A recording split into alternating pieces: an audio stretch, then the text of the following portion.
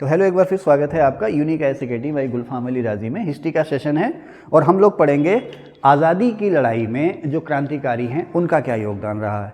तो अब अगर आपसे कोई पूछे कि रिवोल्यूशन या क्रांति क्या है, क्यों पंडित जी क्या है रिवोल्यूशन या क्रांति, इसको आप उथल पुथल भी कह सकते हो। इसका मतलब बदलाव, बहुत तेज़ गति से जो बदलाव होता है। आप लोग सुनते हो ना, जैसे आजकल क्या चलता है, कम्युनिकेशन रिवोल्यूशन, संचार क्रांति, और पहले आपने क्या सुना होगा, औद्योगिक क्रांति सुना है ना। इसी अलावा हरित क्रांति, ग्रीन रिवोल्यूशन आया ना, हरित क्रांति, तो उसमें चीज़ें जो हैं वो तेज़ी से बदली। अल्टीमेटली हरित क्रांति का रिजल्ट क्या था, फसलों की पैदावार में बढ़ोतरी, लेकिन चीज़ें जो हैं वो तेज़ी से बदली, है ना। उसी तरह से संचार क्रांति, आप देखें इंटरनेट आया ना, मोबाइल इंटरनेट आया, तो आप देखें दुनिया में एक दूसरे तक पहुंच कितना आसान हो गया। आज से 50 साल पहले आप कल्पना भी नहीं करते होंगे कि एक ज़माना ऐसा आएगा कि आप लाइव वीडियो कॉल करेंगे, है ना, वीडियो कॉल करेंगे। बस आप क्या है कि एक दूसरे को छू नहीं सकते, आर्टिफिशियल इंटेलिजेंस आ रही है, आप छूने का एहसास भी कर लो एक दूसरे को, लेकिन यही है ना, तेज़ी बदलाव आ गया ना संचार क्रांति। नहीं तो चिट्ठियाँ आती थी, है ना, कबूतर, उससे पहले कबूतर होते थे, कबूतर जा जा जा जा, है ना। तो ये सारा का सारा है क्रांति। क्रांति का मतलब है तेज़ बदलाव। उसी तरह से स्वतंत्रता आंदोलन में जो क्रांतिकारी थे उनका मतलब क्या है। देखिए, स्वतंत्रता आंदोलन में दो धाराएं बह रही थी। एक तो गांधीवादी विचारधारा, जो सत्य अहिंसा और असहयोग का प्रयोग चल रहा था, है ना, असहयोग आंदोलन, भारत छोड़ो आंदोलन, वो चल रहा था। दूसरे कुछ ऐसे लोग थे जिनकी ये सोच थी कि ये जो तरीके हैं, गांधीवादी तरीके, ये अहिंसा और सत्य के जो तरीके हैं, इनके द्वारा हम अंग्रेज़ों को भारत से नहीं भगा पाएंगे। अंग्रेज भारत से तभी भागेंगे अगर हम उनके दिल में खौफ पैदा कर दें, डर पैदा कर दें। ये कि स्वतंत्रता आंदोलन आप लोग जानते हैं, भारत में आज़ादी की लड़ाई, है ना, 1857 से ही शुरू हो गई और 1947 में जाकर के हमने दम लिया। अब बात आती है स्वतंत्रता आंदोलन में क्रांतिकारियों की क्या भूमिका थी। तो इसको क्यों आप पढ़ते हो 1900 के बाद 20वीं शताब्दी में, या लेटर 19वीं शताब्दी में क्यों पढ़ते हो। क्रांति की शुरुआत तो 1857 से ही हो गई ना भाई। 1857 का जो रिवोल्ट था वो क्रांति तो थी, हालांकि सबके मकसद अलग अलग थे। पूरे भारत की आज़ादी के लिए कोई नहीं लड़ रहा था, पूरे भारत की आज़ादी के लिए कोई नहीं लड़ रहा था, सब अपनी अपनी रियासतों के लिए लड़ रहे थे, लेकिन मकसद सबका एक था, भारत से अंग्रेजों को भगाना। भारत से जब अंग्रेज भाग जाएंगे तो अपनी अपनी रियासत में वही पुराना जो हमारा रूटीन है वो लौट आएगा, लेकिन दुश्मन सबका एक था। तो चूंकि दुश्मन सबका एक था तो पूरे भारत में, खास करके उत्तर भारत में, अंग्रेजों के खिलाफ गदर फैल गया। तो वो भी क्रांति थी, लेकिन उसमें हम हार गए। हार क्यों गए कि सभी लोग एक ही समय एकजुट ना हो पाए। पुराने हथियार थे हमारे पास, अंग्रेजों के पास मॉडर्न हथियार थे। इसके अलावा अंग्रेजों की फौज भी बहुत बड़ी थी, और जो हमारे देसी राजा नवाब महाराजा थे उन्होंने अंग्रेजों का साथ दिया। अब 1857 में ये गदर शुरू हुआ और 1859 तक आते आते शांत हो गया। अब हमें ये पूरी तरह से अंदाज़ा हो गया, या हमने मान लिया कि भाई ताकत के बल पर अंग्रेजों को यहाँ से नहीं भगाया जा सकता। एक तरह से कह सकते हैं कि जो क्रांतिकारी गतिविधियां थी, अंग्रेजों के खिलाफ जो गतिविधियां थी, वो पूरी तरह शांत हो गई। 1885 में कांग्रेस बनी, लेकिन उसका मकसद कतई ये नहीं था कि हम अंग्रेजों के खिलाफ लड़ेंगे। उनका मकसद सिर्फ यही था कि हम भारत के हितों के लिए काम करेंगे। कांग्रेस का मकसद क्या था कि भारत के सभी राजनीतिक दलों को एक करना और एक करके भारत के हितों के लिए काम करना। और अपने मैनिफेस्टो में उन्होंने क्या कहा था कि हम सदा अंग्रेजों के भक्त बने रहेंगे। ठीक है, किसी ने भी नहीं सोचा था, ना किसी का मकसद था कि अंग्रेजों के खिलाफ लड़ेंगे। लेकिन क्या हुआ कि एक संगठन बन गया, धीरे धीरे बात आगे चल पड़ी, है ना। कांग्रेस में उदारवादी गुट आया, उग्रवादी गुट आया। अब जो उदारवादी गुट था, आपको पता ही है, अंग्रेजों का समर्थक था। वो ये चाहता था कि अंग्रेज यहाँ रहें, वो ये कहता था कि अंग्रेजों का राज भारत के हित में है। लेकिन जो उग्रवादी गुट था उसने कहना शुरू कर दिया कि नहीं साहब, अंग्रेजों ने हम पर कब्जा किया है, अंग्रेजों का कब्जा हम पर अवैध है, हम पर जुल्म करते हैं, हम पर शोषण करते हैं। अब ये जो उग्रवादी गुट था, जिसके शुरुआती नेता कौन थे, बाल गंगाधर तिलक, लाला लाजपत राय, इस तरह के जो नेता थे, इन्होंने अपने अखबारों में, मैगजीन में, अपने भाषणों में जब ये कहना शुरू किया कि अंग्रेजों का हम पर कब्जा अवैध है, इन्होंने हमें गुलाम बना रखा, ये हमारा शोषण कर रहे हैं, हमारी गरीबी की, हमारी भूखमरी की वजह ये है। उससे पहले स्वामी दयानंद सरस्वती जैसे नेता, स्वामी विवेकानंद जैसे नेता, जो आह्वान कर रहे थे युवाओं से कि उठो और मातृभूमि के लिए कुछ भी कर गुजरो। उसके बाद ये क्रांतिकारी, ये जो हमारे उग्रवादी, जिन्हें हम रेडिकल्स कहते हैं, स्वतंत्रता आंदोलन में, कांग्रेस में उदारवादी उग्रवादी गुट, तो जो उग्रवादी गुट की जो गतिविधियां थी ना, इन्होंने युवाओं को अंदर से झकझोरा। और धीरे धीरे जो युवा थे, जो अहिंसा और सत्याग्रह की जो लड़ाई थी, सत्य अहिंसा सत्याग्रह की जो लड़ाई थी, जो गांधीवादी जो तरीके थे, उससे दूर होने लगे। एक ग्रुप वो ये कहने लगा कि जब तक अंग्रेजों के मन में खौफ नहीं पैदा किया जाएगा तब तक अंग्रेज नहीं झुकेंगे, तब तक अंग्रेज यहाँ से नहीं भागेंगे। इसी का नतीजा था भारत में क्रांतिकारी गतिविधियाँ शुरू हो गई। देखो, भारत में एक क्या हुआ, उग्रवादी, भारत में एक उग्रवादी गतिविधियाँ। तो उग्रवादी गतिविधियों का मतलब वो नहीं है बम बंदूक की राजनीति, कांग्रेस में दो गुट हो गए थे, उदारवादी और उग्रवादी। उग्रवादियों को हम अतिवादी भी कहते हैं। तो उग्रवादी या अतिवादी या इंग्लिश में रेडिकल्स वो थे जो सरकार की आलोचना करते थे लेकिन हिंसा का सहारा नहीं लेते थे। लेकिन अब राष्ट्रीय आंदोलन में जब क्रांतिकारियों की बात करते हैं या क्रांतिकारी आतंकवाद की बात करते हैं तो यानी कि हमारे वो युवा जिनकी मान्यता ये थी कि इन्हें बम बंदूक के द्वारा डरा कर ही भगाया जाएगा, भाषणबाजी से कुछ होने वाला नहीं है। तो कन्फ्यूज मत होना, वो उग्रवादी गतिविधियां वही कांग्रेस का जो उग्रवादी गुट था, वो क्रांतिकारी गतिविधियां सरदार भगत सिंह, चंद्रशेखर आज़ाद जैसे लोग तो उनके बारे में। अब बात ये आती है, देखो मैंने यहाँ लिखा भी है कहीं के साहब महाराष्ट्र में इस मूवमेंट को किसने शुरू किया, पंजाब में शुरू किसने किया। तो पंजाब में बांके दयाल, सूफी अंबा प्रसाद, सरदार अजीत सिंह, लाला लाजपत राय जैसे लोग थे, इन्होंने शुरुआत की इन एक्टिविटीज़ की या क्रांतिकारी गतिविधियों की। बंगाल में अनुशीलन समिति को हम इसका श्रेय देंगे कि उसने इस तरह की मूवमेंट जो है वो शुरू की। अवध में या उत्तर प्रदेश में इसका हम जो श्रेय देंगे वो देंगे हम HRA को, HRA और जो लेटर बनी HSRA के। तो हम लोग अब देखें बहुत सारी ऑर्गेनाइजेशन बनी क्रांतिकारी गतिविधियों के दौरान या क्रांतिकारी आंदोलन के दौरान, जैसे कि मित्र मेला 1899 में नासिक में विनायक दामोदर सावरकर, जिन्हें आप शॉर्ट में कहते हैं ना VD सावरकर, और गणेश सावरकर, दोनों भाई थे ये, विनायक दामोदर सावरकर और गणेश दामोदर सावरकर, ये दोनों भाई हैं। इन दोनों ने मित्र मेला नाम का संगठन बनाया नासिक में 1899 में। अच्छा, एक इटली के राजनीतिक विचारक थे या कह सकते हो इटली के क्रांतिकारी थे अल्बर्टो मैज़िनी, जिनकी जैसे हमारे यहाँ आज़ादी मिली ना तो हम लोग आज़ादी की लड़ाई लड़ रहे थे, उसी तरह से इटली में भी एक तरह से फ्रीडम मूवमेंट थी, लेकिन उसको हम कहते हैं इटली का जो इंटीग्रेशन मूवमेंट या इटली का एकीकरण।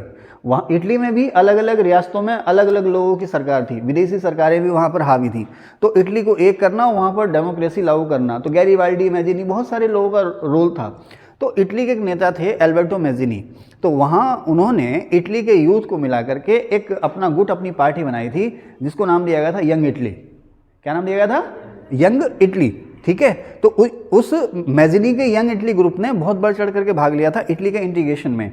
अब ये जो हैं विनायक सावरकर या गणेश दामोदर सावरकर, ये इससे प्रभावित थे, इस विचारधारा से ये लोग प्रभावित थे, क्योंकि मैजिनी भी और गैरिबाल्डी ये सभी क्रांतिकारी थे और ये भी एक तरह से क्रांतिकारी ही थे, तो ये उस विचारधारा से प्रेरित थे। तो इन्होंने मित्र मेला नाम का ग्रुप बनाया। सवाल आता है कि मित्र मेला किसके नमूने पर बना था? तो यंग इटली के नमूने पर बना था, अल्बर्टो मैजिनी के यंग इटली के नमूने पर बना था। आप लोग लिख भी लें यहाँ पर YOUNG, यंग इटली के नमूने पर, ठीक है ना, यंग इटली के नमूने पर बना था ये। अच्छा, आप लोग ना जो मेरे सामने बैठे हैं अभी लिखने का काम मत करना, आप लोग सुने ध्यान से, आप लोग भी ध्यान से सुने। खैर, तो 1899 में नासिक में इन्होंने अपना ग्रुप बनाया और आसपास अपने जो संगी साथी हैं, यार दोस्त हैं, यूथ हैं, उनके साथ मिलना बैठना, जो क्रांति की विचारधाराएं हैं उनसे संबंधित मैगजीन, पेपर छापना और एक दूसरे को मोबिलाइज करना, प्रेरित करना कि भाई हमने लड़ना है, ये इसका काम था। इसके अलावा और भी जो सामाजिक सरोकार हैं वो काम करना। बाद में 1904 में इसको नया नाम दिया गया अभिनव भारत। ठीक है ना, क्या नाम दिया गया? अभिनव भारत। 1904 में इसको नाम, यानी कि इसका पुनर्गठन हुआ। और कहाँ पर? यहीं पर नासिक में। और किसने किया? विनायक दामोदर सावरकर ने, जिन्हें आप वीर सावरकर के नाम से जानते हैं। ठीक है, स्वदेश बांधव समिति, ये बारिसाल है ढाका के पास। बारिसाल जो है वर्तमान में बांग्लादेश में है, उस समय बंगाल होता था, पूर्वी बंगाल पश्चिम बंगाल दो।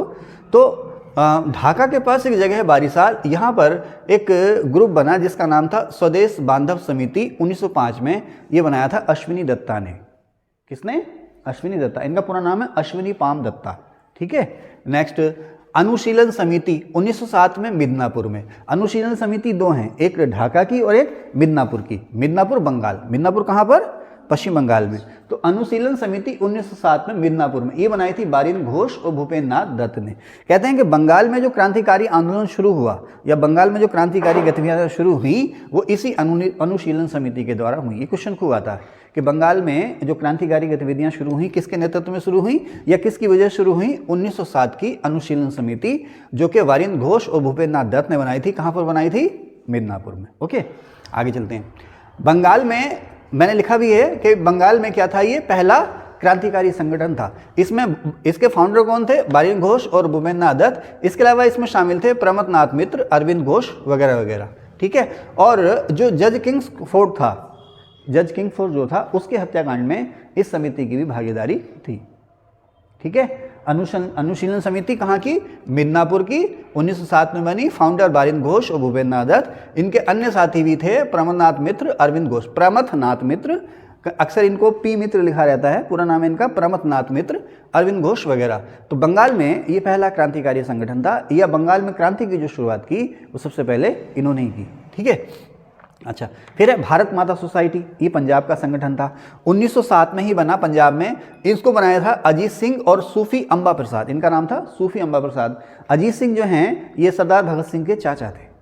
सरदार भगत सिंह के चाचा अजीत सिंह स्वयं भी क्रांतिकारी थे, और इन्होंने सूफी अम्बा प्रसाद और अन्य लोगों के साथ मिलकर के पंजाब में पहला क्रांतिकारी संगठन बनाया था, जिसका नाम था भारत माता सोसाइटी। ठीक है, आगे चलें। अब बात यहाँ पर आती HRA, Hindustan Republic association, HRA, Hindustan Republic association, HRA। अब देखो होता ये है, थोड़ा सा हम इसको बैकग्राउंड में जाएंगे। पूना प्लेग कांड के बाद चापेकर बंधुओं ने अर्नेस्ट ओरेंट की हत्या कर दी। उससे पहले एक वसुदेव बलवंत फड़के हुआ करते थे। अच्छा, अनुशीलन समिति भी अपना काम कर रही है। तो छिटपुट तरीके से महाराष्ट्र में, पंजाब में, बंगाल में, अवध में भी छिटपुट तरीके से क्रांतिकारी गतिविधियां होने लगी थी। लेकिन अभी क्या है कि युवाओं का एक बहुत बड़ा संगठन इस ओर आकर्षित नहीं हुआ था। इसी बीच क्या होता है, गांधी जी का प्रवेश होता है। और कौन सा मूवमेंट था? Home rule league movement. Annie Besant और बाल गंगाधर तिलक का होम रूल लीग मूवमेंट। आप लोग प्लेलिस्ट में जाना, मैंने उसमें पढ़ाया होम रूल लीग मूवमेंट के बारे में बहुत कुछ, कि होम रूल लीग मूवमेंट की जो उसका जो अचीवमेंट था सबसे बड़ा ये था कि वो पहली बार जो यूथ थे पूरे भारत के जो यूथ थे उनको राजनीति की मुख्य धारा में ले आए। हालांकि सबसे पहले ये काम जो किया, बंग भंग के खिलाफ जो आंदोलन हुआ था उसमें हुआ। लॉर्ड कर्जन ने बंगाल का विभाजन किया था। अब बंगाल के विभाजन के विरोध में मूवमेंट हुई, तो खास करके बंगाल के जो युवा थे उन्होंने राजनीति में भाग लेना शुरू कर दिया। लेकिन एनी बेसेंट और बाल गंगाधर तिलक का जो होम रूल लीग मूवमेंट था, उसने युवाओं में जो राजनीतिक चेतना है, पॉलिटिकल अवेयरनेस है, वो पूरे भारत में फैला दी थी। अब इसी होम रूल लीग मूवमेंट का फ़ायदा मिला गांधी जी को। कैसे फ़ायदा मिला कि जब उन्होंने नॉन कोऑपरेशन मूवमेंट शुरू किया, तो यही जो कार्यकर्ता थे जो होम रूल लीग मूवमेंट के थे, ये गांधी जी के उस नॉन कोऑपरेशन मूवमेंट से जुड़ गए। किस आस में जुड़ गए कि भाई अंग्रेजों को यहाँ से भगा दिया जाएगा। लेकिन आपको पता है ये बाद में फिर नॉन कोऑपरेशन मूवमेंट जो है पोस्टपोन करना पड़ा, गांधी जी की भी गिरफ्तारी हो गई। अब क्या करें? अब ये लोग जो थे, यंग थे, जो अब पूरी तरह से मोबिलाइज हो चुके थे, यानी कि जो अवेयर हो चुके थे, ये अंग्रेजों के खिलाफ जिनके अंदर गुस्सा भर चुका था, अब वो नेता विहीन हो गए, उनका कोई नेता नहीं। उधर जिन्ना भी छोड़ के चले गए कांग्रेस, तो सुरेंद्रनाथ बनर्जी ने अपनी अलग पार्टी बना ली। उधर वो स्वराज पार्टी बनी, बिपिन चंद्र-पाल और मोतीलाल नेहरू, उन्होंने 2-3 साल काम किया, उसके बाद वो भी ध्वस्त हो गई। और कांग्रेस पर भी, अब कांग्रेस पर असहयोग आंदोलन के बाद कांग्रेस को बैन कर दिया गया। यानी कि जो राजनीतिक गतिविधियां थीं या स्वतंत्रता आंदोलन की जो गतिविधियां थीं वो एक तरह से ठप जैसी हो गई। तो ऐसे में उत्तर भारत के, खास करके नॉर्थ इंडिया के जो कुछ क्रांतिकारी थे, उन्होंने इकट्ठा होना शुरू कर दिया। ऐसा कहते हैं कि 1922 में कांग्रेस का सेशन होता है गया में। तो यहाँ पर जो युवा थे उन्होंने सचिननाथ सन्याल के नेतृत्व में, युवाओं ने सचिननाथ सन्याल के नेतृत्व में कांग्रेस पर फिर से दबाव डाला कि साहब असहयोग आंदोलन शुरू करें, लेकिन बात बनी नहीं। तो यहीं पर इनकी मुलाकात लाला जी से हुई, और कहते हैं कि लाला जी की सहमति से या लाला जी के सहयोग से इन्होंने अब निश्चय किया कि हम उत्तर भारत में खास करके क्रांतिकारी गतिविधियां शुरू करेंगे। और इसी का रिजल्ट था हिंदुस्तान रिपब्लिक एसोसिएशन या हिंदुस्तान रिपब्लिकन आर्मी। आप नाम देख रहे हैं ना, हिंदुस्तान रिपब्लिकन, या रिपब्लिकन माने प्रजातांत्रिक या गणतांत्रिक एसोसिएशन या संगठन। ठीक है, खैर, तो 1922 की घटना है। 1923 में ये लोग आपस में मिले और इनका पहली बार इन क्रांति का, देखो सवाल आता है कि HRA का गठन कहाँ हुआ। कोई कहता लखनऊ में, कोई कहता कानपुर में। ध्यान रखना मेरी बात का, कभी आंसर इसका आता लखनऊ, कभी इसका आंसर देता वो कानपुर। तो HRA को बनाने के लिए जो उत्तर भारत के जो क्रांतिकारी थे वो पहली बार मिलते हैं लखनऊ में। ठीक है, पहली बार लखनऊ में सम्मेलन होता है सचिननाथ सन्याल के नेतृत्व में। उसमें सचिननाथ सन्याल भी शामिल हैं, भगत सिंह भी शामिल हैं, उसमें राम प्रसाद बिस्मिल भी शामिल हैं, अशफाक उल्लाह खां भी शामिल हैं, बहुत सारे संघ युग, ये 17, 18, 20, 22 साल के ये युवा थे। इन लोगों ने मीटिंग अपनी की लखनऊ में। वहाँ तय हुआ कि हम लोग एकजुट होंगे और एकजुट होने के बाद हमारा जो संगठन होगा वो देश के लोगों के लिए काम करेगा, क्रांति करेगा, और ये क्रांति सफल हो जाएगी, बिल्कुल सफल हो जाएगी। उसके बाद जो भारत जो है वो संघ बनेगा। भारत संघ बनेगा और भारत जो है वो धर्मनिरपेक्ष राज्य बनेगा, भारत जो है लोकतांत्रिक गणराज्य बनेगा। यानी कि डेमोक्रेसी की जो बात कर रहे हैं आप, डेमोक्रेसी की या रिपब्लिक जो नेचर है या संघवादी जो नेचर है वो लोगों के दिल में यहीं से समाने लगा था, क्योंकि अलग अलग धर्मों जातियों क्षेत्रों से ये लोग आए थे और आपस में मिले, तो तय हुआ हम लोग एक पार्टी बनाएंगे। तो लखनऊ में अधिवेशन होता है 1923 में। उसके बाद 1924 में पहली बार HRA यानी कि हिंदुस्तान रिपब्लिक एसोसिएशन या हिंदुस्तान रिपब्लिक आर्मी अस्तित्व में आती है कानपुर में 1924 में। ठीक है ना, कानपुर में 1924 में। ध्यान रखना पहला सम्मेलन कहाँ हुआ, मतलब HRA के गठन के लिए बैठक कहाँ हुई, HRA के गठन के लिए पहली बैठक, गठन के लिए पहली बैठक कहाँ हुई, लखनऊ में। लखनऊ में हुई 1900 कितने में, 23 में। ठीक है, और HRA बनी कब, देखो ध्यान रखना भाई, आपने कांग्रेस कहाँ बनी 1885 में, कहाँ बनी कांग्रेस, बंबई के गोकुलदास तेजपाल संस्कृत महाविद्यालय में, है ना। लेकिन उससे पहले कलकत्ता में कॉन्फ्रेंस हो चुकी थी ना, कौन सी कॉन्फ्रेंस, ऑल इंडिया कॉन्फ्रेंस है ना, 2 कॉन्फ्रेंस हो चुकी थी। तो लेकिन कांग्रेस बनी कहाँ, बंबई में। तो उसी तरह से HRA कहाँ बनी फाइनली, कानपुर में 1924 में। तो अब क्वेश्चन आप लोग देख लेना, क्वेश्चन किस तरह का है उसी तरह से आप लोग आंसर भी देना। ओके, आगे चलते हैं। अब HRA कानपुर में बन गई 1924 में। अब HRA के जो केंद्रीय अध्यक्ष, या इसको राष्ट्रीय अध्यक्ष कह सकते हो आप, या नेशनल अध्यक्ष कह सकते हो, केंद्रीय अध्यक्ष बनाए गए HRA के, वो बनाए गए सचिन नाथ सान्याल। इनको राष्ट्रीय संगठनकर्ता का नाम भी दिया गया, नेशनल ऑर्गेनाइजर या नेशनल कोऑर्डिनेटर। यानी कि एक तरह से जो राष्ट्रीय अध्यक्ष का पद का जो मिला, वो मिला किसको, सचिन नाथ सान्याल को। तो इसीलिए क्वेश्चन आता है कि HRA के फाउंडर कौन थे। अगर एक आंसर हमने ढूंढना हो तो हम सचिन नाथ सान्याल का आंसर देंगे। इसके अलावा राम प्रसाद बिस्मिल, अच्छा राम प्रसाद बिस्मिल का जन्म हुआ था शाहजहाँपुर में। ध्यान रखना, शाहजहाँपुर रेलवे स्टेशन पर जाएंगे ना तो इनकी मूर्ति लगी हुई है, राम प्रसाद बिस्मिल, चंद्रशेखर आज़ाद, अशफाक उल्लाह खां वगैरह की। तो इनका जन्म शाहजहाँपुर में हुआ था। शाहजहाँपुर के थे राम प्रसाद बिस्मिल, बिस्मिल इनका तखल्लुस था, उपनाम था। ठीक है, अब HRA की जो सशस्त्र डिवीजन थी या सशस्त्र ब्रांच थी, आर्म डिवीजन, उसके अध्यक्ष बने थे राम प्रसाद बिस्मिल। इसके अलावा शाहजहाँपुर जिले के हेड भी ये बने, और उस समय उत्तर प्रदेश क्या होता था, यूनाइटेड प्रोविंस या संयुक्त प्रांत, उसके हेड भी ये बने। राम प्रसाद बिस्मिल शाहजहाँपुर के हेड, यूनाइटेड प्रोविंस के हेड, इसकी आर्म्स डिवीजन के हेड, और सचिन नाथ सान्याल इसके राष्ट्रीय अध्यक्ष या नेशनल ऑर्गेनाइजेशन या राष्ट्रीय संगठनकर्ता। क्लियर है, क्लियर है, आगे चलें। ठीक है, अब इनमें शामिल थे, हाँ यहाँ पर मुझे फुल स्टॉप लगाना चाहिए, इसमें इसके अलावा इनके शामिल थे साथ में अशफाक उल्लाह खां, सचिन नाथ बख्शी, जोगेश चंद्र चटर्जी, ये लोग भी इनके साथ शामिल थे और भी। तो HRA बन गई। ठीक है, तो फाउंडर कौन है, सचिन नाथ सान्याल, राम प्रसाद बिस्मिल, अशफाक उल्लाह खां, सचिन बख्शी, जोगेश चंद्र चटर्जी। ओके, अच्छा इसकी अलग अलग ब्रांच भी थी। एक बार सवाल पूछा गया है कि HRA की यूपी में कहाँ कहाँ पर ब्रांच थी, तो आगरा, इलाहाबाद, बनारस, लखनऊ, कानपुर, यहाँ पर इसकी अलग अलग ब्रांचेज भी थी। किसकी, HRA की। ठीक है, आगे चलें। अब ठीक है, अब आगरा, इलाहाबाद, बनारस, लखनऊ, कानपुर, सहारनपुर और शाहजहाँपुर, यहाँ पर इसकी अलग अलग ब्रांचेज थी। ठीक है, आगे चलते हैं। अब होता क्या है, 1924 में HRA बनी, बाद में 1928 में इसकी लीडरशिप मिली किसको, चंद्रशेखर आज़ाद को। एक्चुअली हुआ क्या ना कि इन लोगों ने क्रांति का दिन तय कर रखा था कि फला दिन को हम क्रांति कर लेंगे, लेकिन 1925 में लगभग सारे लोग पकड़े गए। सचिन नाथ सान्याल भी पकड़े गए। सचिन नाथ सान्याल जो पकड़े गए थे बंगाल में एक डिस्ट्रिक्ट है बांकुरा, वहाँ से पकड़े गए थे। ये लगभग सारे जो मेन लीडर थे इनके, वो लगभग सारे पकड़े गए। बाद में इस मूवमेंट को फिर से रीऑर्गेनाइज किया, यानी रीऑर्गेनाइज मैंने फिर से इकट्ठा किया, बिखरा हुआ जो आंदोलन था इसको फिर से इकट्ठा किया चंद्रशेखर आज़ाद ने। अब उत्तर भारत के जो क्रांतिकारी हैं वो 9 सितंबर 1928 को, 9 सितंबर 1928 को दिल्ली में इकट्ठा होते हैं। दिल्ली में है ना फिरोज शाह कोटला स्टेडियम, अब हो गया वो अरुण जेटली स्टेडियम, है ना। फिरोज शाह कोटला स्टेडियम तो अब बना है, उससे पहले वो होता था फिरोज शाह कोटला किला, खंडर थे वो। आज़ादी से पहले जो फिरोज शाह कोटला जो किला था अब हो गया फिरोज शाह कोटला स्टेडियम। अब वर्तमान नाम क्या हो गया उसका, अरुण जेटली स्टेडियम। उससे पहले वो खंडर था, किला था फिरोज शाह कोटला का। तो वहाँ पर इन सभी लोगों ने आपस में मुलाकात की। उस मुलाकात में भगत सिंह भी थे और चंद्रशेखर आज़ाद भी थे। ठीक है ना, क्योंकि अशफाक उल्लाह खां वगैरह को तो फांसी हो चुकी थी काकोरी कांड में, है ना। तो अब चंद्रशेखर आज़ाद, भगत सिंह और उनके साथ दूसरे उनके जो साथी थे वो मिलते हैं कहाँ पर, फिरोज शाह कोटला में, दिल्ली में। कब, 9 सितंबर 1928 को। और फिर तय होता है कि भाई हम अपने संगठन को फिर से जिंदा करेंगे। यहाँ पर भगत सिंह ने इसमें नाम जोड़ा था सोशलिस्ट।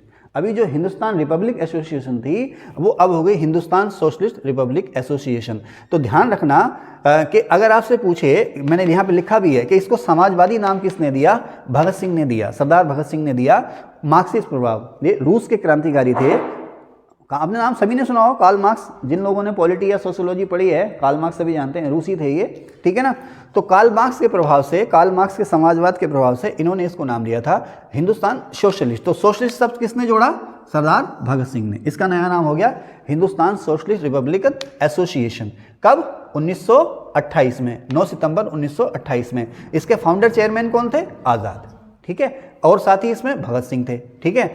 अब देखो, अब देखो ना, HSRA किसका रूप है, HRA का, ठीक है ना। HRA की फाउंडेशन किसने की, सचिन नाथ सान्याल ने।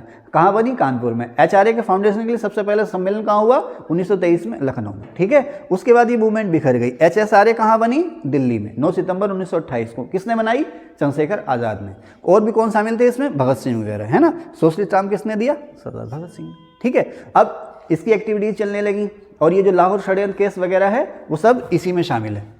खैर, अच्छा, इसी समय 1926 में सरदार भगत सिंह ने लाहौर में अपना एक ग्रुप बनाया था जिसका नाम था नौजवान सभा। ये भी कभी कभी आ जाता है। इसके फाउंडर थे भगत सिंह। इसके अलावा इनके साथी थे छबील सिंह और यशपाल। छबील सिंह और यशपाल, ये भी किस में शामिल थे, नौजवान सभा में। भगत सिंह का ऑर्गेनाइजेशन था ये, ठीक है। अंजुमन मुहब्बितान वतन, लाहौर में अजीत सिंह ने जो है कि ऑर्गेनाइजेशन बनाया था। ओके, चलिए, अब HSRA जो है इसका मकसद क्या था, भारत में समाजवादी गणतंत्र की स्थापना करना। भारत में समाजवादी गणतंत्र की स्थापना करना, ये इसका मकसद था। और दूसरी बात क्या आती है, समाजवादी नाम किसने दिया, ये भी हो गया। 1922 में गया अधिवेशन, ये भी हो गया, ठीक है। अच्छा, चलिए, अब जो कहते हैं ना HRA का संविधान किसने बनाया था, संविधान या मैनिफेस्टो। मैनिफेस्टो को हिंदी में क्या कहते हैं सोनू, मैनिफेस्टो, हाँ मैंने बताया था ना, हाँ, घोषणा पत्र। अभी जैसे अभी आएगा ना, इलेक्शन आ रहा है तो खूब चलेगा भाई, इसका मैनिफेस्टो किसने जारी कर दिया, उसका मैनिफेस्टो।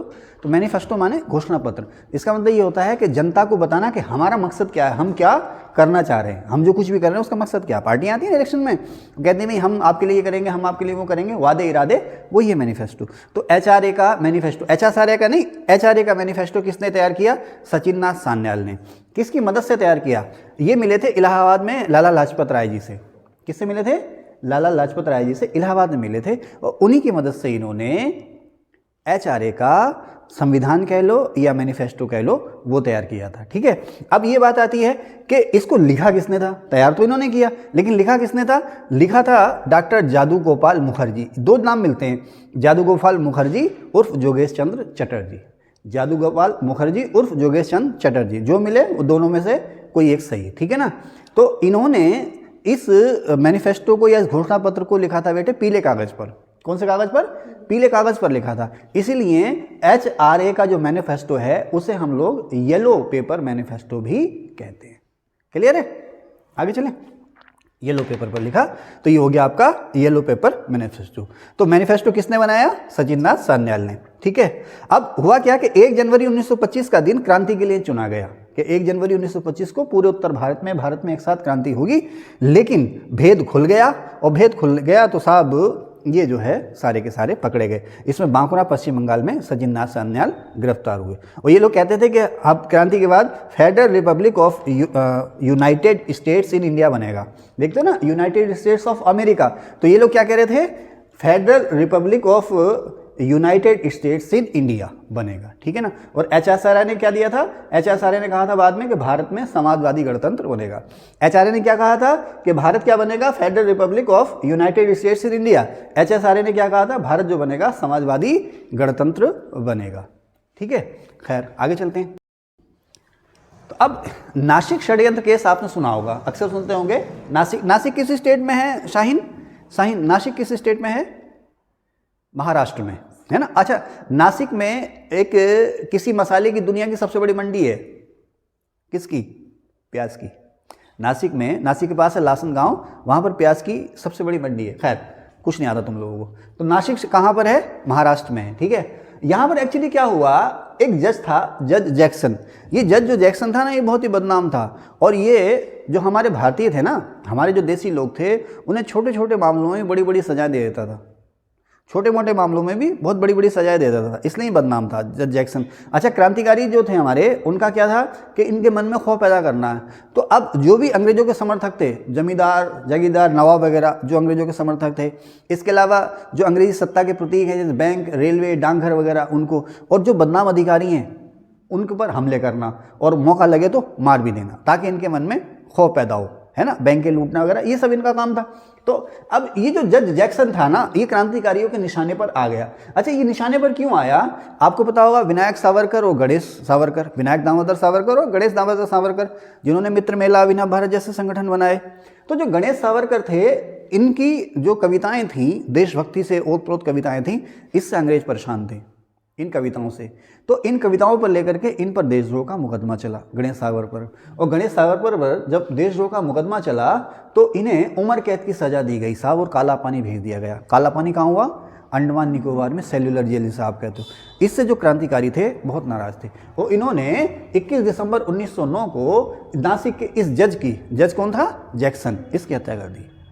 ठीक है, इसी हत्याकांड को हम लोग कहते हैं नासिक षड्यंत्र केस या नासिक कॉन्स्पिरेंसी केस। ठीक है, अब अभिनव भारत जो मित्र मेला था, जो कि अब हो चुका है अभिनव भारत, इस पर इसका मुकदमा चला।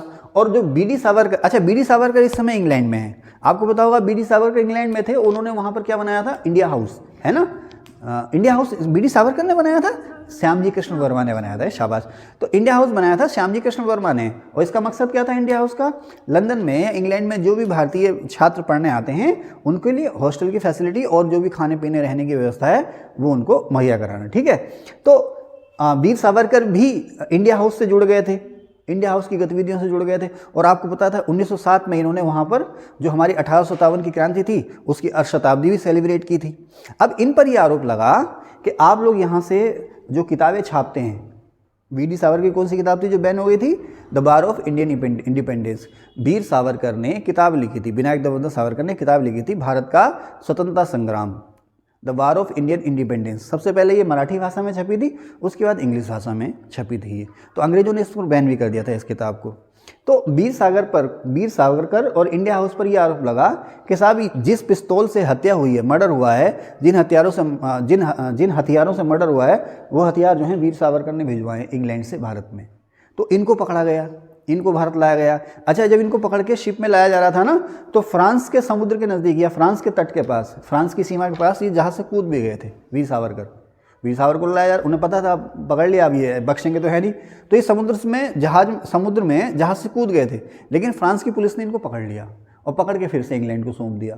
फिर भारत लाया गया, मुकदमा इन पर भी चला, और मुकदमा चलाने के बाद इनको भी आजीवन कारावास यानी कि उम्र कैद की सज़ा देकर के कहाँ भेज दिया गया? काला पानी, अंडमान निकोबार में, सेल्युलर जेल में। हालांकि बाद में 1924 में ये रिहा हो गए थे। तो अभी इसकी बात भी करेंगे। कहने का मतलब ये है कि नासिक षड्यंत्र केस में अभिनव भारत जो संगठन है उस पर मुकदमा चला, वीर सावरकर पर भी मुकदमा चला। गणेश सावरकर को तो जेल ही भेज दिया था, वो तो जेल चले गए। वीर सावरकर पर भी मुकदमा चला, वीर सावरकर को इंग्लैंड से लाया गया था। अब हत्या किसने की? अनंत कन्हेरे ने। जैक्सन की हत्या किसने की? अनंत कन्हेरे ने हत्या की। अब इस केस में फांसी किस किस को हुई? अनंत कन्हेरे, कर्वे, विनायक नारायण देशपांडे। 19 अप्रैल 1911 को, देखो हत्या कब हुई है? 21 दिसंबर 1909 को, और फांसी कब हुई है? 19 अप्रैल 1911 को। कन्हेरे, कर्वे, विनायक नारायण देशपांडे, इन लोगों को फांसी दे दी गई है। कौन सी केस में? नासिक षड्यंत्र केस में। और हत्या किसने की थी? अनंत कन्हेरे ने, ध्यान रखना। ठीक है, चलिए साहब। उसके बाद आता है अलीपुर षड्यंत्र केस। देखिए अलीपुर जो है वो कलकत्ता के पास है। अब तो जू भी है फेमस वहाँ पर, कलकत्ता में मिल ही गया। उस समय अलीपुर जो था कलकत्ता के पास था, अब कलकत्ता में ही मिल गया। ठीक है ना, जैसे आपका दिनेशपुर गदरपुर में मिलता जा रहा है और उदयपुर में मिलता जा रहा है। तो एक भारतीय क्रांतिकारी थे हेमचंद्र कानूनगो। क्या नाम? हेमचंद्र कानूनगो। अब ये फ्रांस में रहे कुछ दिन, फ्रांस की राजधानी पेरिस में। वहाँ पर इनकी मुलाकात एक रूसी क्रांतिकारी से हुई। अच्छा, रूस के लोग भी वहाँ के राजा के खिलाफ क्रांति में शामिल थे, रूस के राजा को भी तो क्रांति से भगाया गया। तो वहाँ पर उनकी मुलाकात एक रूसी क्रांतिकारी से हुई। रूसी क्रांतिकारी से हेमचंद कानूनगो ने बम बनाने का तरीका सीखा। क्या सीखा? बम बनाने का तरीका सीख लिया कि बम कैसे बनाया जाता। उसके बाद ये भारत आ गए। भारत में जब ये आए, कलकत्ता के पास है अलीपुर, अलीपुर के पास है मणिकतल्ला। उस समय गाँव होता था मणिकतल्ला। कौन सा तल्ला? मणिकतल्ला। वहाँ पर इन्होंने गुपचुप तरीके से अपने एक छोटे से कमरे में बम बनाने की फैक्ट्री शुरू कर दी, वहाँ पे बम बनाना शुरू कर दिया। समझ ना? अरे कहाँ से सीख का है? फ्रांस से, है ना। और एक चुपचाप आकर के बम बनाना शुरू कर दिया। लोगों के दिलों में आग थी ना कि भगाना है इनको यहाँ से, ठीक है ना। और जुनून की तो आपको पता ही है, कोई हद ही नहीं होती है। तो इन्होंने यहाँ पर बम बनाने का कारखाना लगा लिया गया। अच्छा, अब होता क्या है कि बिहार में एक जिला है मुजफ्फरपुर, जानते हैं ना। मुजफ्फरपुर जिले का जज था किंग्सफोर्ड, ठीक है ना। नासिक में कौन जज था? जैक्सन। और मुजफ्फरपुर बिहार में जज कौन है? किंग्सफोर्ड। ये भी बहुत बदनाम था, जो भारतीय लोग थे उनको बड़ी बड़ी सजाएं देने के लिए ये भी बहुत बदनाम था। तो इस पर बम फेंका गया किंग्सफोर्ड पर, या किंग्सफोर्ड पर बम फेंका गया है। और बम कब फेंका गया? 30 अप्रैल 1908 को। बम फेंका किसने? प्रफुल्ल चाकी और खुदीराम बोस ने। प्रफुल्ल चाकी और खुदीराम बोस ने बम फेंका। किस पर फेंका? जज किंग्सफोर्ड पर, ठीक है साहब। अब इस कांड को हम लोग कहते हैं अलीपुर षड्यंत्र केस या मणिकतल्ला षड्यंत्र केस, ठीक है ना। अलीपुर षड्यंत्र केस, ये लोग, इन लोगों का जो गुट था ये आपस में कहाँ मिलते थे? अलीपुर में मिलते थे। यही जिनका जो संगठन था उसका हेडक्वार्टर कहाँ था? अलीपुर में था। लेकिन बम बनाने का कारखाना कहाँ था? मणिकतल्ला में, ठीक है ना। तो अलीपुर षड्यंत्र केस या मणिकतल्ला षड्यंत्र केस ये हो गया। और किस पर बम फेंका गया? किंग्सफोर्ड पर, ठीक है। तो 23 दिसंबर 1907 को प्रफुल्ल चाकी और खुदीराम बोस ने मुजफ्फरपुर के बदनाम जज, मुजफ्फरपुर कहाँ हुआ? बिहार में, वहाँ के बदनाम जज किंग्सफोर्ड से उसके जुल्मों का बदला लेने के लिए बम फेंक दिया उस पर। किसने? खुदीराम बोस और प्रफुल्ल चाकी ने। ये बम बना कहाँ था? मणिकतल्ला में, ठीक है ना। तो इस केस को मणिकतल्ला षड्यंत्र केस या अलीपुर षड्यंत्र केस भी कहा जाता है। अब बम फेंकने के बाद होता क्या है कि ये जो हैं प्रफुल्ल चाकी और खुदीराम बोस, इन दोनों ने बम फेंका था। इसमें जो प्रफुल्ल चाकी हैं इन्होंने तो गिरफ्तारी से बचने के लिए सुसाइड कर लिया था, खुदकुशी कर ली थी। लेकिन खुदीराम बोस जो थे वो अरेस्ट हो गए थे और इन्हें 11 मई सन 1908 को मात्र 15 साल की उम्र में फांसी दे दी गई थी। देखो, दो सवाल आते हैं कि आज़ादी के आंदोलन पर शहीद होने वाला या फांसी पर चढ़ने वाला पहला रिकॉर्डेड मुस्लिम कौन था, यानी कि जिसका जिक्र रिकॉर्ड्स में है? अशफाक उल्लाह खां इसका आंसर है। और आज़ादी की लड़ाई में शहीद होने वाला सबसे कम उम्र का व्यक्ति कौन था? तो वो है खुदीराम बोस। 15 साल की उम्र में इन्हें फांसी हुई थी। देखो, बम कब फेंका गया? 23 दिसंबर 1907 को, ठीक है ना। और इन्हें फांसी कब हुई? 11 मई 1908 को। प्रफुल्ल चाकी ने खुदकुशी कर ली थी। ओके, आगे चलें। इस केस में जो वारिंद्र घोष हैं उन्हें उम्र कैद हुई थी। अरविंद घोष, इनको भी गिरफ्तार कर लिया गया था। अरविंद घोष को गिरफ्तार कर लिया गया, इन पर भी मुकदमा चला, लेकिन ये बाद में रिहा हो गए, बच गए थे। और अरविंद घोष ने बाद में फिर क्रांतिकारी गतिविधियों से संन्यास ले लिया और पांडिचेरी चले गए। पांडिचेरी में इन्होंने आश्रम बना लिया, फिर सन्यासी हो गई। अरविंद आश्रम या अरविंदो आश्रम कहाँ पर? पांडिचेरी में चले गए थे, ठीक है ना। तो अरविंद घोष, वारिंद्र घोष, इन पर मुकदमा चला। वारिंद्र घोष को इसमें उम्र कैद हुई और अरविंद घोष बाद में रिहा हो गए थे, ठीक है ना। मैंने यहाँ लिखा भी है, मणिकतल्ला में जो बम फैक्ट्री बनाई थी वो हेमचंद कानूनगो ने बनाई थी और इन्होंने पेरिस में एक रूसी क्रांतिकारी से बम बनाने का तरीका सीखा था, ठीक है। वीडी सावरकर, इनका पूरा नाम था विनायक दामोदर सावरकर। 10 मई 1907 को इन्होंने लंदन में इंडिया हाउस में, जो 1857 का गदर था, 1857 की क्रांति थी, उसके 50 साल पूरे होने के अवसर पर समारोह मनाया था या उसकी अर्ध शताब्दी मनाई थी, ठीक है ना। और 8 जुलाई 1910 को, जो मैंने बताया ना आपको, फ्रांस के पास समुद्र तट पर ये कूद गए थे। तो 8 जुलाई 1910 को ये फ्रांस तट पर कूदे थे। बाद में इन्हें काला पानी की सजा हो गई थी। 1924 में रिहा भी हो गए थे। 1966 में इनकी मृत्यु हो गई थी। और इनको जब काला पानी की सजा दी गई थी ना, तो साथ ही साथ इनको जो बीए की डिग्री इंग्लैंड से इन्होंने, इंग्लैंड से नहीं, फर्गुसन कॉलेज से, फर्गुसन कॉलेज में इन्होंने पढ़ाई करी थी, तो जो इनकी बीए की डिग्री थी वो कैंसिल कर दी थी, निरस्त कर दी थी, समझे ना। बीए की डिग्री इनकी निरस्त कर दी। वकालत ये पूरी कर चुके थे, लेकिन वकालत की डिग्री नहीं दी इन्हें। इंग्लैंड में गए थे, वकालत कर रहे थे, वकालत की पढ़ाई पूरी कर चुके थे, लेकिन वकालत की इनको डिग्री नहीं दी और कहा गया कि इनको 2 जन्म की सजा दी गई। कितने जन्म की? 2 जन्म की सजा दी गई, ठीक है। वीडी सावरकर जो थे, पूना में फर्गुसन कॉलेज है, वहाँ के स्टूडेंट थे ये, समझ रहे ना साहब। चलें आगे। अब चंद्रशेखर आज़ाद का जन्म कहाँ हुआ था? 23 जुलाई 1906 को मध्य प्रदेश के झाबुआ जिले में गांव है भावरा, मध्य प्रदेश के झाबुआ जिले में गांव है भावरा, यहाँ पर चंद्रशेखर आज़ाद का जन्म हुआ था 23 जुलाई 1906 को, ठीक है ना। और इनकी मृत्यु कहाँ हुई थी? इलाहाबाद के एल्फ्रेड पार्क में, ठीक है।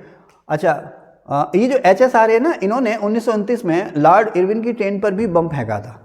सरदार भगत सिंह का जन्म कहाँ हुआ था? 27 दिसंबर 1907 को पंजाब के लायलपुर जिले में, गांव है बंगा, अभी पाकिस्तान में चला गया लायलपुर, गांव बंगा में इनका जन्म हुआ था 27 दिसंबर 1907 को।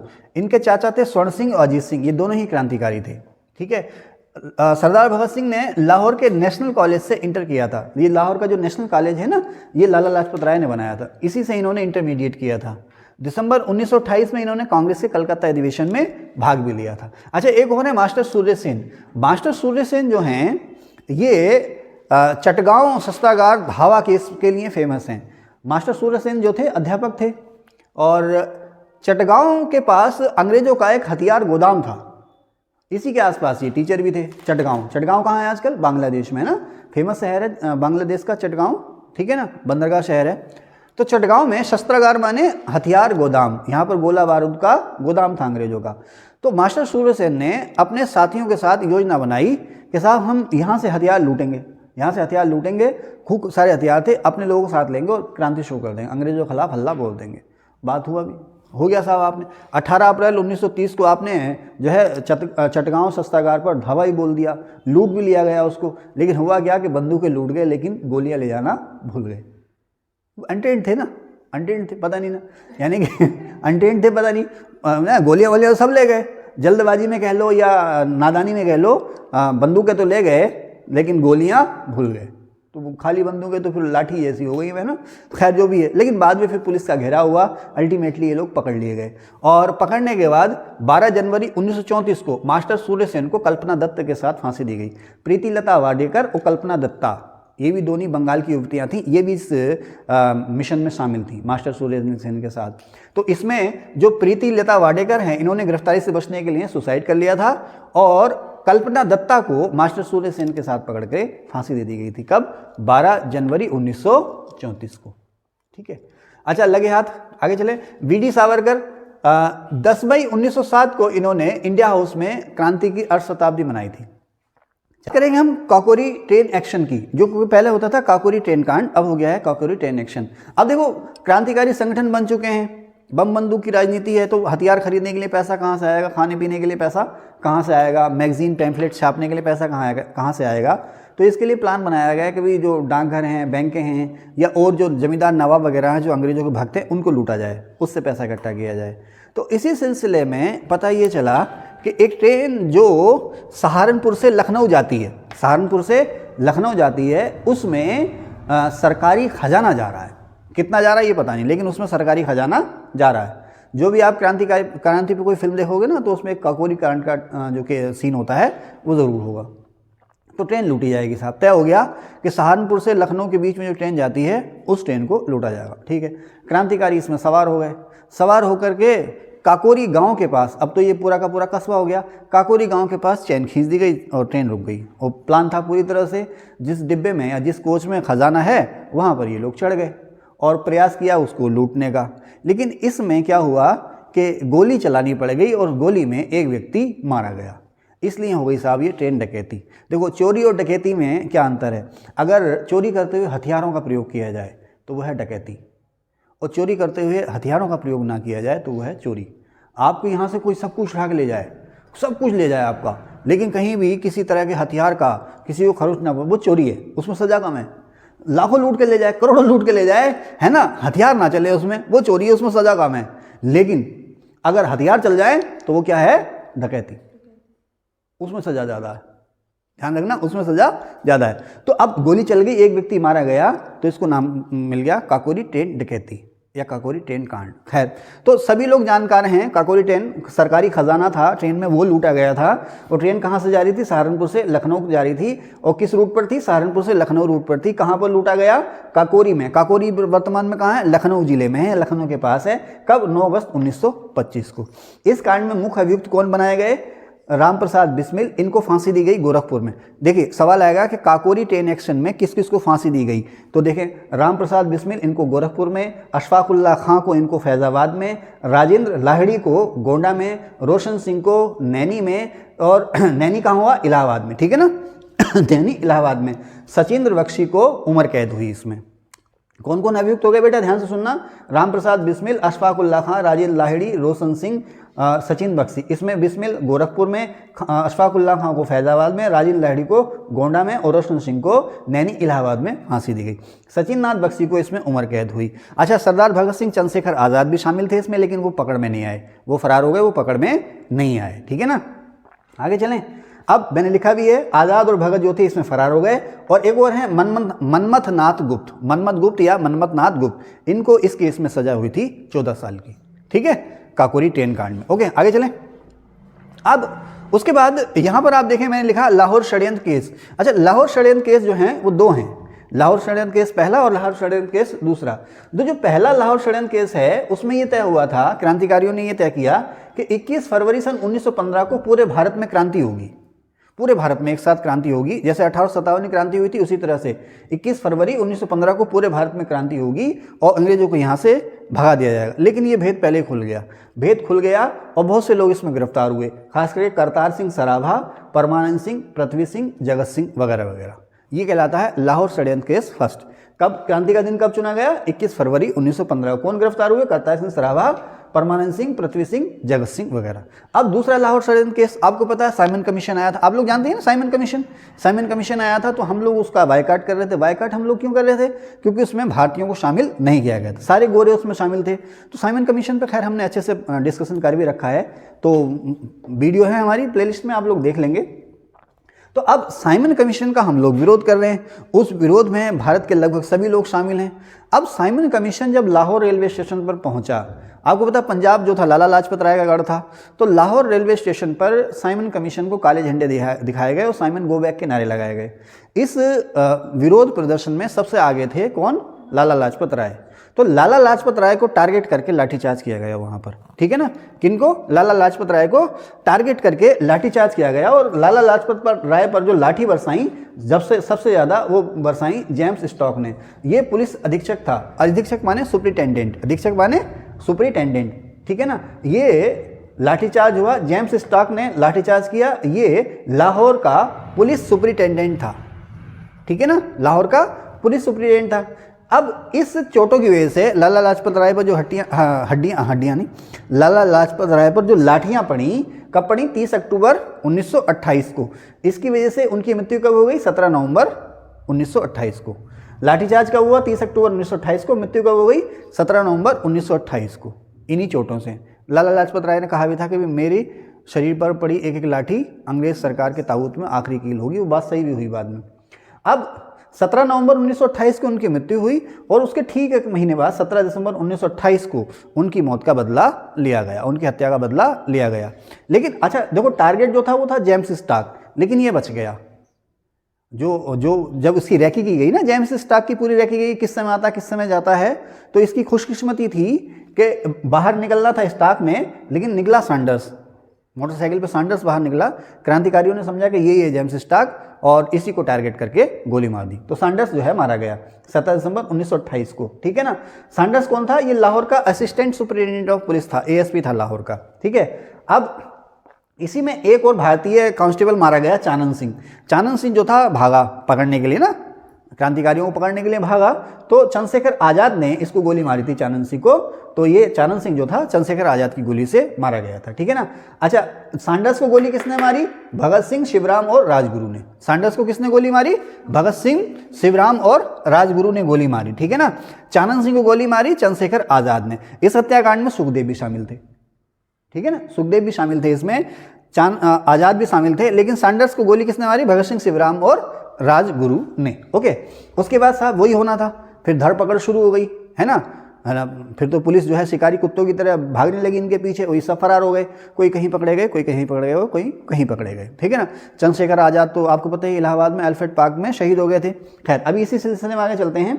अब होता यह है कि 8 अप्रैल 1929 को केंद्रीय विधानसभा में, आप लोगों को पता ही है, किसने बम फेंका था? साइना, सेंट्रल लेजिस्लेटिव असेंबली, या दिल्ली में जो दिल्ली में असेंबली बम कांड है, वो बम किसने फेंका था?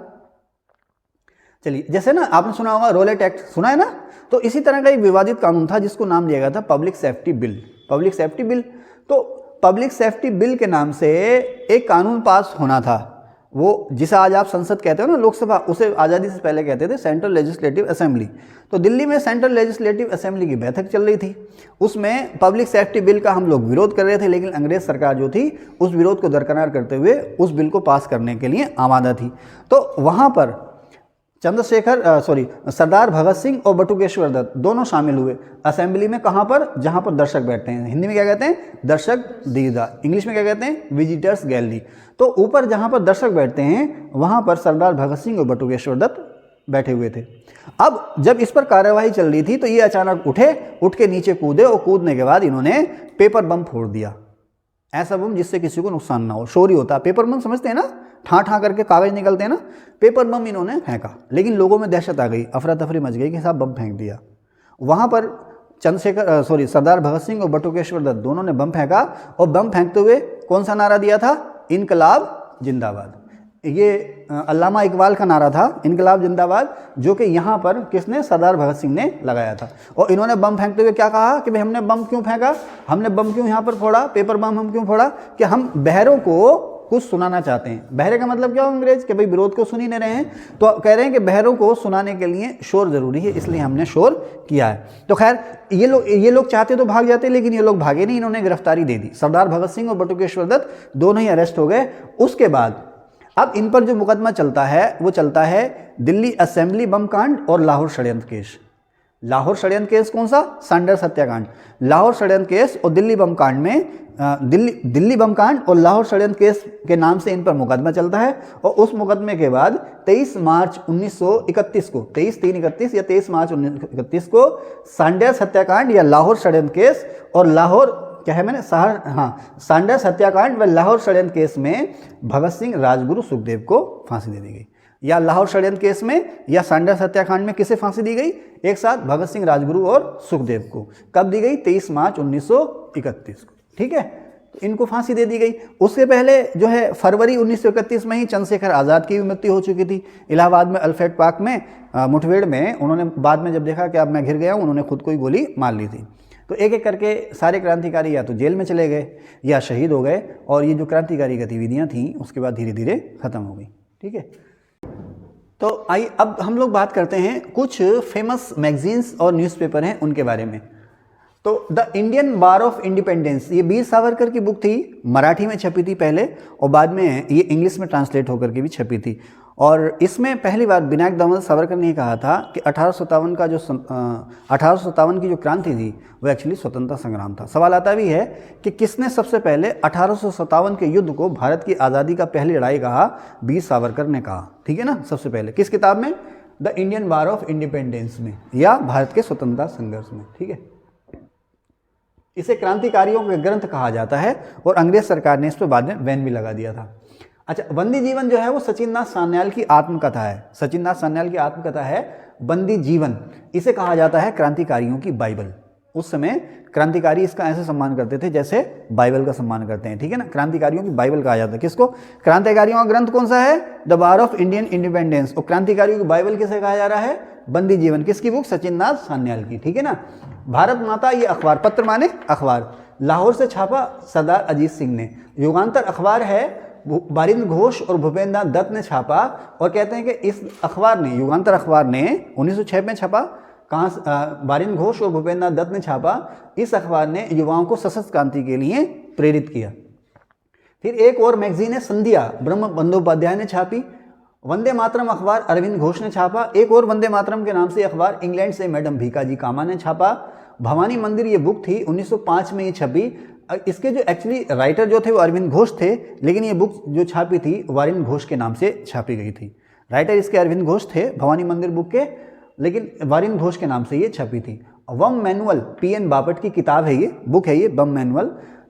फिलॉसफी ऑफ बम, ये भगवती चरण बोहरा की किताब है। इसे हम HSRA का मैनिफेस्टो कहते हैं। अब देखो, HRA का मैनिफेस्टो किसने तैयार किया?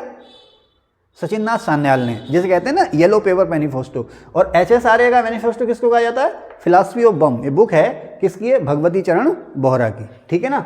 और बम मैनुअल किसकी किताब है? पीएन बापट की। काल ये अखबार है, महाराष्ट्र से छपा, गणेश सावरकर ने छापा।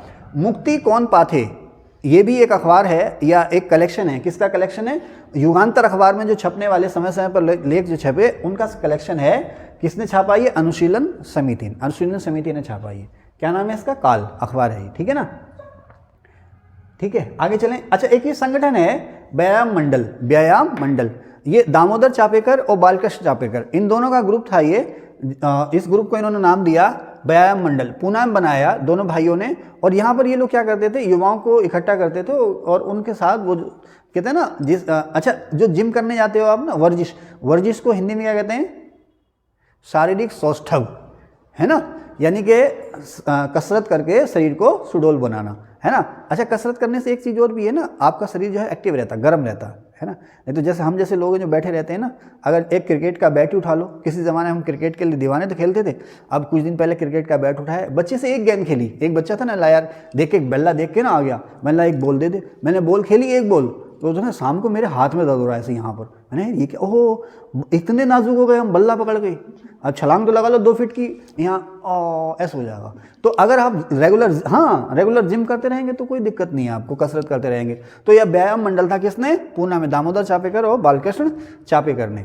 कब? 22 जून 1997 को इन्होंने रैंड और अर्नेस्ट की हत्या कर दी थी। पूना में प्लेग फैला था, आपको पता ही है, पूना में प्लेग फैला और प्लेग के मरीजों को ढूंढने के नाम पर पुलिस ने बहुत ज़्यादा ज्यादती की। इससे ये नाराज़ हुए दामोदर और बालकृष्ण चापेकर।